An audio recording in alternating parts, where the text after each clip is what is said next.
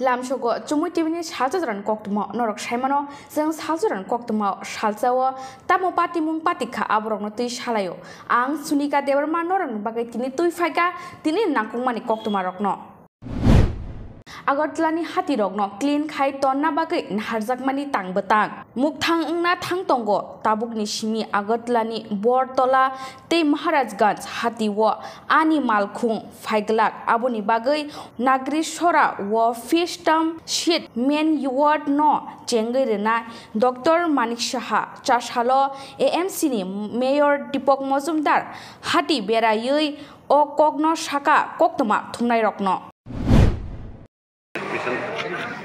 যে আমাদের প্ল্যানটা এটা আনুষ্ঠানিক উদ্বোধন করা হবে আগামী 12 তারিখ দুপুর 11টায় মাননীয় মুখ্যমন্ত্রী প্রফেসর ডক্টর মানিক সাহার হাত ধরে আনুষ্ঠানিক উদ্বোধন করা হবে।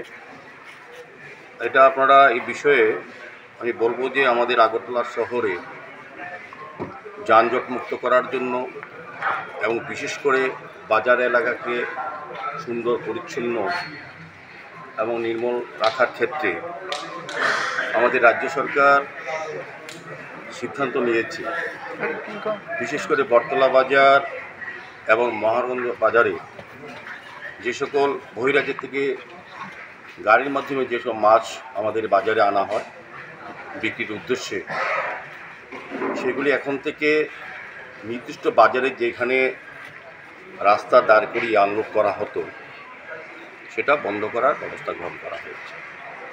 তো বাজার কমিটির সঙ্গে আমরা আলোচনা করেছি বিভিন্ন সময় প্রজেক্ট যখন আমাদের নেওয়া হয়েছিল তখন বিভিন্ন বাজার কমিটির সঙ্গে আলোচনা করে এই জায়গাটা নির্দিষ্ট করা হয়েছে শহরের একটু বাইরে নাগিছড়া। এই কারণে যে বড় বড় গাড়িগুলি যখন মাছ নিয়ে আসে বিশেষ করে অন্ধ্রপ্রদেশের মাছগুলি যখন বাজারে ঢোকে সব বাজারগুলিতে আগরতলা শহরে যানজট হয়ে যায় আর রাস্তার ধারে দাঁড় করিয়ে এগুলি আনলোড করা হয় অনেকক্ষণ সময় ধরে, অনেক ক্ষেত্রে 2-3 দিন ধরে। বটতলা বাজারে আমরা দেখেছি এবং মহারাজগঞ্জ বাজারে যে রাস্তার মধ্যে দাঁড়িয়ে থাকে গাড়িগুলি সেক্ষেত্রে যানজট তৈরি হওয়া মানুষের চলাচলের বিঘ্ন ঘটে। সমস্ত দিক চিন্তা করে আমাদের সরকার সিদ্ধান্ত নিয়েছেন না এগুলি আগরতলার বাজারগুলি সংলগ্ন কাছাকাছি আমাদের এখান থেকে আজকে নাগিছড়া যেটা করা হয়েছে এটা কিন্তু খুব দূর নয় বাজার থেকে, যেটা বাইপাসে আমাদের বোধহয় এটা কত কিলোমিটার হচ্ছে, এটা 1.2। তো বাইপাসে যে গাড়িগুলি শহরে ঢোকে সেগুলি আর ঢোকার প্রয়োজন নেই, এখানে চলে আসে। সেখান থেকে ছোটো ছোটো গাড়ি করে বিভিন্ন বাজারে এই মাছগুলি যাবে। সেক্ষেত্রে আমাদের সরকার প্রায় 3.5 কোটি টাকা খরচ করে এই ব্যবস্থাপনা করেছে। এখানে দেখেছেন আপনারা, এটা অতি বলবো খুব সুন্দর এবং যারা মাছ নিয়ে আসবেন বিভিন্ন বহিরাজ্য থেকে তাদের থাকার ব্যবস্থা আছে এখানে, তাদের খাওয়ার ব্যবস্থা এখানে আছে, তাদেরকে সমস্ত নিরাপত্তা দেওয়া গাড়িগুলি থাকবে এবং আমাদের সিসি ক্যামেরা লাগানো হয়েছে। আমাদের এখানে যারা গার্ড থাকবে বা চারদিকে বাউন্ডারিগুলো আছে একদম সুরক্ষিতভাবে গাড়িগুলি থাকবে এবং যারা ড্রাইভার বা সহকারী যারা আসবেন এই গাড়ির সঙ্গে তারাও কিন্তু এখানে নিরাপদে এবং ভালোভাবে থাকতে পারবে। এখানে আমাদের রাজ্য সরকার থেকে সোসাইটি তৈরি করে দেওয়া হয়েছে। সোসাইটির মধ্যে আমাদের আগরতলা কর্পোরেশনের কর্পোরেটররা আছেন, মাননীয় এমএসি মেম্বাররা আছেন, এই এলাকার যারা নির্বাচিত প্রতিনিধি আমাদের গ্রাম প্রধান, উপপ্রধান এবং পঞ্চায়েত সমিতির মেম্বাররা আছেন। সার্বিকভাবে লোকাল লোকের সঙ্গে কথা বলে লোকাল লোক দিয়েই আমরা পরিচালনা করার চেষ্টা করবো যাতে সুন্দরভাবে ভালোভাবে চলে। তো আমাদের উদ্দেশ্য একটাই হচ্ছে শহরকে সুন্দর এবং পরিচ্ছন্ন রাখা, পাশাপাশি যানজট মুক্ত করা। এখানে যে ব্যবস্থাপনা আছে আপনারা ঘুরে দেখেছেন। আমার মনে হয় যারা বহিরাজ্য থেকে আসবে এই গাড়ির সঙ্গে যারা ড্রাইভার বা সহযোগী তাদের সম্পূর্ণ সুবন্দোবস্ত আছে এখানে রাখার এবং এখান থেকে গাড়ি করে আগরতলা শহরে বিভিন্ন বাজারে মাছ নেওয়া যাবে। সেক্ষেত্রে সমস্ত ব্যবস্থাপনা সোসাইটির মাধ্যমে চলবে, সোসাইটি সবটা করবে। এখানে রাস্তাটা আমরা অনেকটা রেডি করে দেওয়া হয়েছে এই রাস্তাটা এবং আমাদের সরকার, আমাদের পৌর নিগম এবং আরডি ডিপার্টমেন্ট এই কাজগুলি করছে। তো আমার মনে হয় সার্বিকভাবে আমরা প্রথমবার এই রাজ্যে প্রথম এই ধরনের একটা ব্যবস্থাপনা আমরা শুরু করতে যাচ্ছি আমার বিশ্বাস এবং আশা থাকবে যে বাজারের যারা সমিতির এখানে বটতলা বাজারের ব্যবসায়ীরা এখানে এসছেন, মহারাজগঞ্জ বাজারের মৎস্যজীবী ব্যবসায়ীরা এখানে এসছেন, তাদের সঙ্গে আমাদের মত বিনিময় হয়েছে, কথা হয়েছে এবং তারাও আজকে ঘুরে দেখেছেন। আমার মনে হয় আমাদের সোসাইটি যারা পরিচালনা করবেন, সোসাইটির মাধ্যমে সবটা পরিচালিত হবে। এখানে নির্ধারিতভাবে ফিজ দিয়ে গাড়ি প্রবেশ করার ক্ষেত্রে বিভিন্ন নিয়ম নীতি থাকবে, সেগুলি মেনেই কাজ করতে হবে। আমাদের কমিশনার সাহেব আরও বিস্তৃত কিছুটা আলোচনা করবেন যে আমাদের কী কী ব্যবস্থাপনা করা হচ্ছে গেটে, এবং আমি বলবো যে একদম খুব নিরাপত্তা থাকবে এবং সুন্দরভাবে পরিচ্ছন্নভাবে ব্যবসাটা তারা করতে পারবে। অমূলক কোনো আশঙ্কার কিছু নেই যে এখান থেকে মাছ গেলে পরে এখানে বাজার ধরা যাবে না, এটা একটা অমূলক একটা চিন্তা ভাবনা। আজকে যারা ব্যবসায়ীরা এসছেন, আমার বন্ধুরা নিশ্চয়ই ঘুরে দেখেছেন, যারা আসবেন মাছ নিয়ে বা গাড়ির সঙ্গে আসবেন তারা একদম ভালো থাকতে পারবেন। এখান থেকে নির্দিষ্ট সময়ে বাজারে গিয়ে তারা বাজার ধরতে পারবেন এবং মাছ বিক্রি করতে পারবেন। আমরা চাই যে ক্রেতাদেরও যে সুবিধা, মাছ নির্দিষ্ট সময়ে পৌঁছে এবং বিক্রেতাদেরও যাতে কোনো লোকসান না হয় সেদিকে লক্ষ্য রেখে আমাদের কিন্তু এই প্রজেক্ট আমরা প্রথমবারের মতো শুরু করতে যাচ্ছি। রাজ্যে প্রথম পৌর নিগমকে সহযোগিতা করার জন্য আমরা পরিচালনার দায়িত্বে আছি। এখানে সোসাইটি থাকবেন, আমাদের এখানে উপপ্রধান আছেন, প্রধান থাকবেন। আগামী 12 তারিখ দুপুর 11টা মাননীয় মুখ্যমন্ত্রীর হাত ধরে এটা ওপেন হবে। এখানে ডেপুটি স্পিকারও অতিথি হিসেবে থাকবেন। আমাদের যারা দায়িত্বপ্রাপ্ত কর্পোরেটর আছেন এই সোসাইটির সঙ্গে তারাও থাকবেন।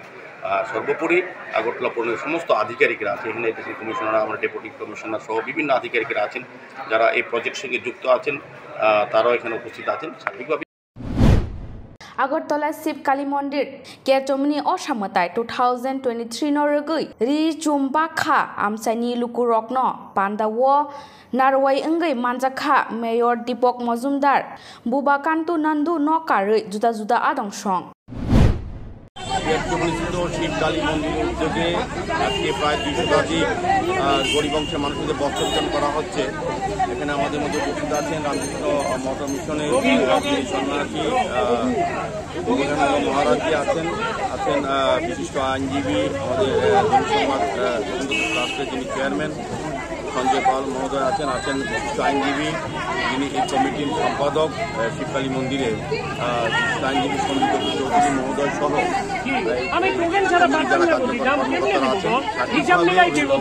তারা প্রতি বছর যারা বস্ত্রদান করে থাকেন, আমি তাদেরকে ধন্যবাদ জানাই। কারণ প্রতি সময় গরিব অংশের মানুষের আনন্দ উৎসবে সামিল হওয়ার জন্য নতুন বস্ত্র পরিধান আমরা সবাই করি।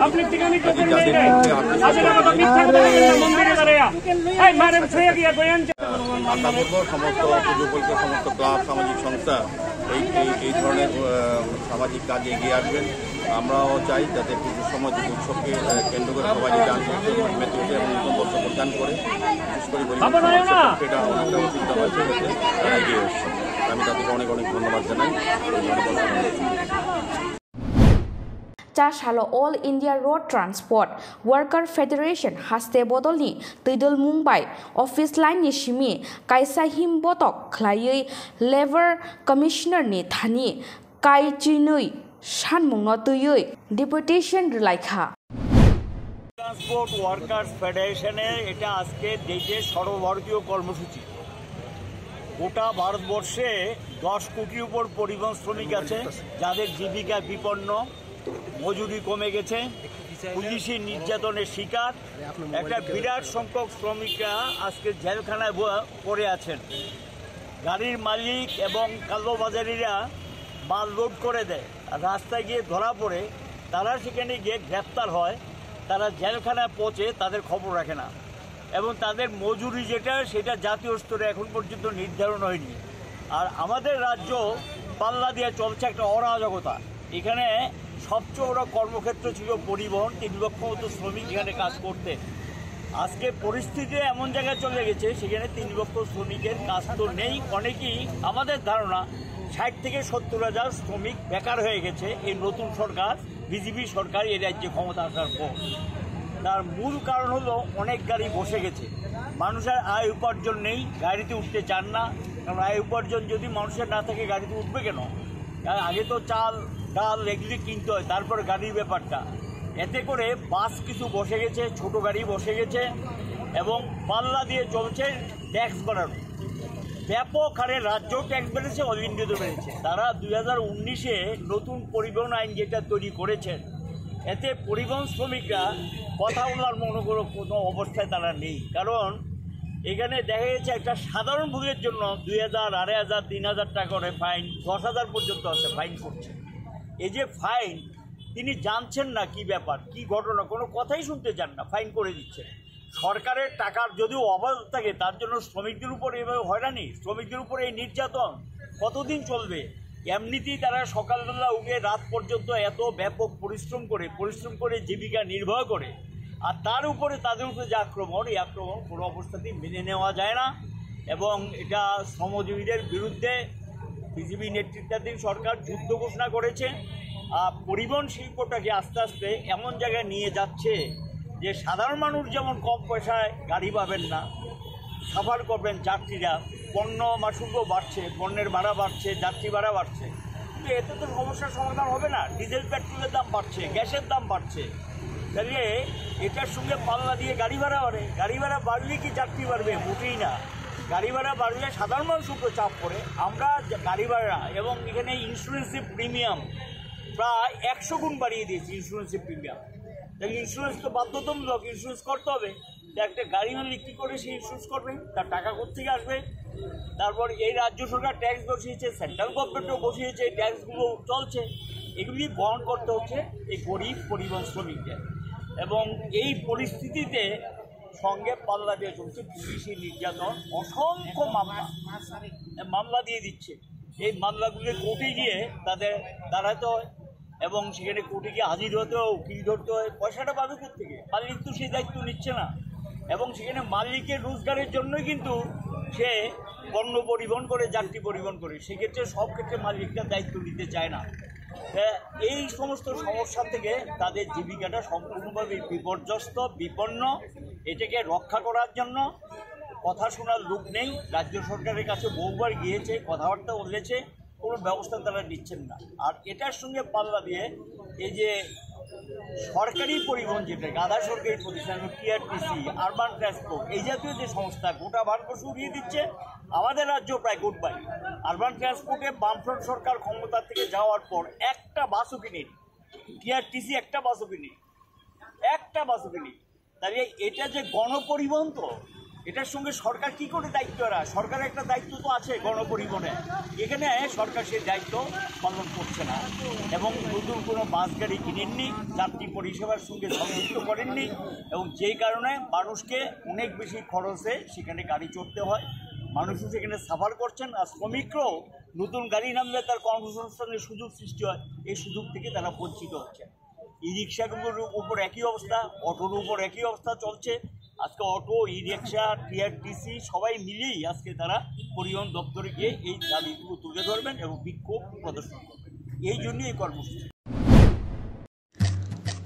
লাই থাংজাক জরানি মুকুমু রগনো যতনো নারগনা মুচুং জাগো জরানো রমুই নারগै मानिया फानो मांफ्रिनि बिसिंतै लाई थांजाक जरा रगनो मुकुमु काइसा ख्लाइ नारगै मानो नरक aboni bagai golden production norni bagai tubai faika kaisa koktwma kaham norni biskango golden production norni bagai kathar kailai pandani bagai videography tei photography abono karai norok logyo mannai drone video pre-wedding video photo album tei dal bidal panda cherai mai tukma birthday anniversary aba harongni bagai golden production by dal bidal pandani bagai norok karangai mano nangai tongkhe golden production by kerengdi norok wanchui tongkhana bahaki kerengnai of production by jeng by kerengnani bagai chini rijak kokduk number ni bisingtei norok kerengi mano kokduk number 9863115780 golden production hastani kereng thayano thangai service riwi tongo hangke norok taitamno nasing tongba dakti no kerengdi golden production by norokni dal bidal pandani mukumu mangfli rokno nargnamu chungi tongkhe kerengi mano golden production by hambai Chashalo Agartala Satra Yoba Bhavan Nisimi Kaibri Shanmungno Bushkango Toniwui Shiksha Bhavan Ovijan Khlailaikha SFI TSU ni Adongshong আমরা SFI TSU রাজপথে নামছি সরকারি শিক্ষা বাঁচানোর দাবি নিয়ে।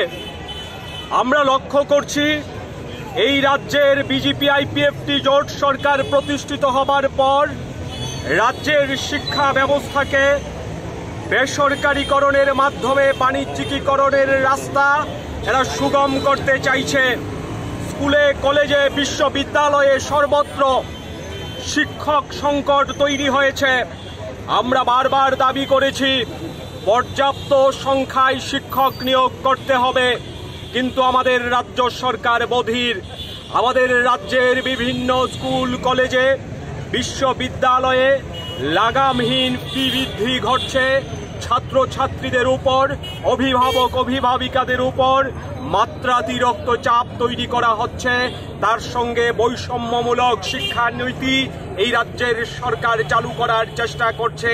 এই রাজ্যের মধ্যে বিদ্যাজ্যোতির নাম করে এই রাজ্যের শিক্ষা ব্যবস্থাকে একদিক দিয়ে দুভাগে বিভক্ত করার চেষ্টা হয়েছে। অন্যদিকে বিদ্যাজ্যোতি স্কুলে পাঠরত ছাত্রছাত্রীদের তাদের উপর ফির বোঝা চাপানো হচ্ছে। তাদের পড়াশোনার মাধ্যম কি হবে সেই নিয়েও সংকট তৈরি হচ্ছে। এই রকম জটিল এবং কঠিন পরিস্থিতির মধ্যে যখন আমাদের রাজ্যের শিক্ষা ব্যবস্থাকে ঠেলে দেওয়া হচ্ছে, গণশিক্ষা ব্যবস্থার পরিকাঠামো যখন ভেঙে চুরমার করে দেওয়ার চেষ্টা চলছে, তখন প্রতিনিয়ত এসএফআই টিএসইউ রাজপথে দাঁড়িয়ে লড়াই করছে। আজকে আমরা ফের একবার রাস্তায় নামছি। আমরা শিক্ষা ভবনে যাব। আমরা আবার দাবি করব, সরকারি শিক্ষা বাঁচাতে সরকার ভূমিকা পালন করো। সরকারি শিক্ষাকে ধ্বংসের যে চেষ্টা এই রাজ্যের বিজেপি সরকার করছে, কেন্দ্রের সরকারের অনুসারী হিসেবে এই রাজ্যের সরকার যেভাবে গণশিক্ষার সলিল সমাধি রচনা করতে চাইছে, তার বিরুদ্ধে বৃহত্তর আন্দোলনের আমরা সূচনা করতে চাই। আজকে আমরা ছাত্ররা পথে নামছি। উৎসবের পর আরো বৃহত্তর অংশের মানুষকে সাথে নিয়ে শিক্ষক অভিভাবকদের যুক্ত করে আরো বড় লড়াইয়ের জন্য আমরা প্রস্তুতি নেব। আমরা হুঁশিয়ার করে দিতে চাই এই রাজ্যের সরকারকে, যারা ভাবছে যে শিক্ষা ব্যবস্থাকে এরা আস্ত করে ছুঁড়ে ফেলে দেবে, সরকারি শিক্ষা ব্যবস্থা বলে এই রাজ্যের মধ্যে কিছু থাকবে না, টাকা যার শিক্ষা তার এই নীতির দ্বারা শিক্ষা ব্যবস্থা পরিচালনা করবে, যতক্ষণ পর্যন্ত এসএফআই টিএসইউ এই রাজ্যের মধ্যে আছে ততক্ষণ পর্যন্ত এর বিরুদ্ধে লড়াই চলবে, এর বিরুদ্ধে সংগ্রাম চলবে। সেই সংগ্রামের আরো বড় প্রস্তুতি নেওয়ার জন্যেই আমরা রাজপথে নামছি। আমরা শাসকের কানে, বধির শাসকের কানের মধ্যে জল ঢোকাবার জন্যে আজকে রাজপথে লড়াইয়ে নেমেছি। চাশাল সদর জেলা কংগ্রেসনি বখাকতৈ দাল বিদাল সানमुंनो तैयै আগরতলা মিউনিসিপাল কর্পোরেশননি কমিশননি থানি লোকহিম বতক খ্লাयै ডিপুটেশন রুলাইখা। অর্থনৈতিক সংকট, কাজ নেই, দ্রব্যমূল্য বাড়ছে, মানুষের নাভিচ্ছা সেই জায়গায় দাঁড়িয়ে কেন্দ্র সরকার যেমন জনস্বার্থ বিরোধী একের পর এক সিদ্ধান্ত গ্রহণ করছে, তেমনি ডাবল ইঞ্জিনের, ট্রিপল ইঞ্জিনের যে সরকারগুলি আছে তারাও জনস্বার্থের পরিপন্থী সিদ্ধান্ত গ্রহণ করে নাগরিক জীবনকে দুঃসহ করে দিয়েছে। আমাদের রাজ্যে বিস্তারিত বলার সুযোগ নেই। সম্প্রতি আপনারা দেখেছেন ভয়ঙ্করভাবে বিদ্যুৎ মাশুল বাড়ানো হয়েছে। বলা নেই, কোয়া নেই। এই বিদ্যুৎ মাশুল 18 সালের ওনারা ক্ষমতায় আসার পর একাধিকবার বাড়িয়েছে, আবার নতুন করে 7% এবং 5% বিদ্যুৎ মাশুল বাড়িয়ে মানুষের উপর ভয়ঙ্কর আক্রমণ। এর পাশাপাশি আমরা লক্ষ্য করছি সেখানে রাজ্য সরকার বলেছিল যে নতুন কোনো কর আরোপ করা হবে না তাদের বাজেট অধিবেশনে। এখানে সম্প্রতি আগরতলা পুর নিগম তাদের বাজেট অধিবেশন সংগঠিত করেছে। সে বাজেট অধিবেশনে তারা ঘোষণা দিয়েছে নতুন কোনো কর আরোপ করা হবে না। তারপর আমরা কি দেখলাম? তারপর আমরা দেখলাম হঠাৎ করে বলা নেই, কোয়া নেই, কোনো বিজ্ঞাপন নেই, হঠাৎ করে মানুষের বাড়ি বাড়ি নোটিশ পাঠিয়ে দেওয়া হচ্ছে। যাদের কারোর কর ছিল, বার্ষিক কর ছিল 900 টাকা, তাদের হয়ে যাচ্ছে 3,500 টাকা, 5,000 টাকা, 5,500 টাকা।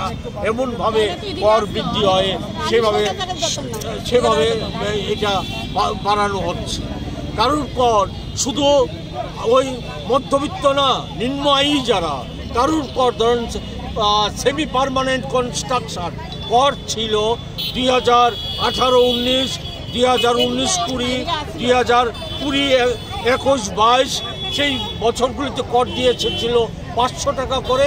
তাদের কর 22-23 এবং 23-24 কর ধার্য করা হয়েছে 650 টাকা করে। এটা কোন ধরনের তুগলকি সিদ্ধান্ত, কীভাবে হলো এগুলি কেউ জানে না, রাজ্যবাসী জানে না, আগরতলা নগরবাসী জানে না যে কীভাবে এই কর ধার্য করা হয়েছে। কোনো রকম নোটিশ নেই, কোনো রকম আলোচনা নেই। পূর্বের যে ব্যবস্থা ছিল সেলফ ডিক্লারেশনের, যে মানুষ সম্পত্তির অধিকারী যারা, তারা নিজেরা ঘোষণা করবে তাদের সম্পদ কত, এর নিরিখে পৌরসভা কর আরোপ করবে। কোথাও যদি কোনো রকম বেনিয়ম হয়ে থাকতো, অনিয়ম হয়ে থাকতো, পৌর নিগম পৌরসভা সেই জায়গায় তথ্য অনুসন্ধান করে নূতন করে কর ব্যবস্থা চালু করত। সেই সিস্টেম কবে বাতিল হলো, কিভাবে বাতিল হলো কেউ জানে না। না জানার মধ্যে দাঁড়িয়ে সেখানে এইভাবে বাড়িয়ে দেওয়া হয়েছে।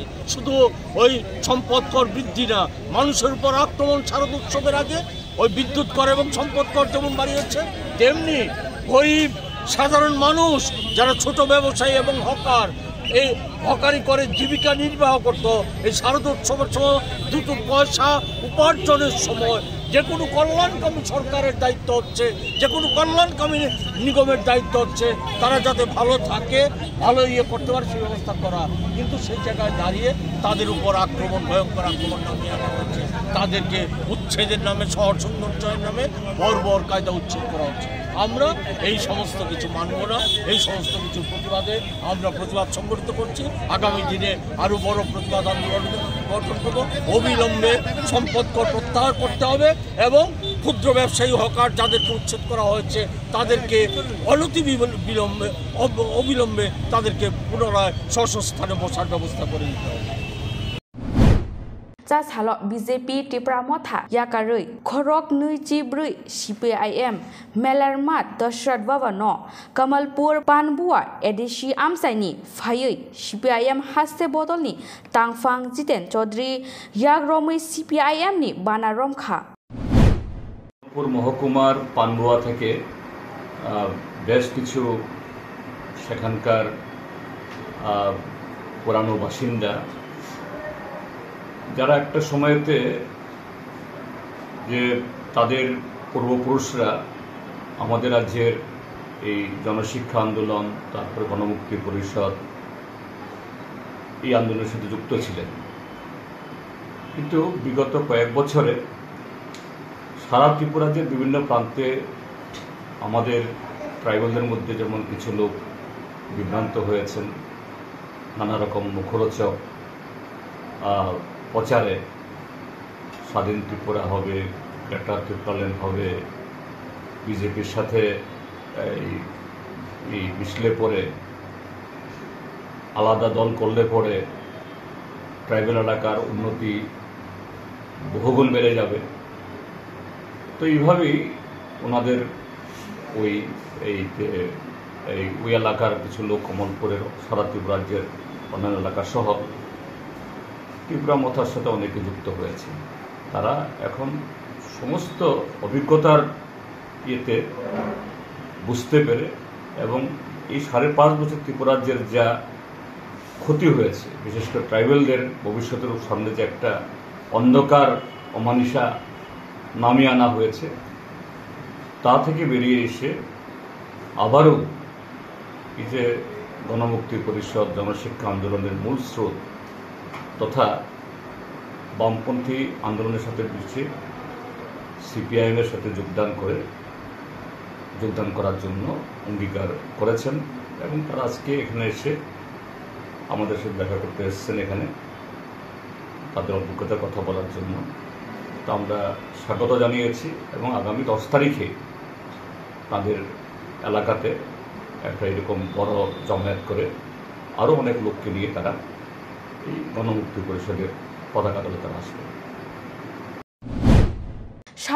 Salsa Jorani Koktwma Bishkango Tuifanai Naitongdi CHUMUI TV Lai thangjak jorani mukumu rokno jotono naragna muchung jago. Jorano romui nargi mania fano mangflini bisingtei lai thangjak jora rokno mukumu kaisa khlai nargi mano norok. Aboni bagai Golden Production norni bagai tubi faika kaisa koktwma kaham norni biskango. Golden Production norni bagai kathar kaile pandani bagai videography tei photography abono karoi norok logyo mannai drone video, pre-wedding video, photo album tei dal bidal panda, cherai mai tukma, birthday, anniversary aba harongni bagai Golden Production by dal bidal pandani bagai norok kerengi mano. Nangai tongkhe Golden Production by kerengdi norok. Norok wanchui tongkhana bahaki kerengnai o production by. Jeng by kerengnani bagai chini rijak kokdung number ni bisingtei norok kerengi mano. Kokdung number 9863115780. Golden Production hastani kereng thayono thangai service riwi tongo. Hangke norok taitamno nasing tongba dakti no kerengdi Golden Production by norokni dal bidal pandani mukumu mangfli rokno naragna muchungi tongkhe kerengi mano Golden Production by hambai.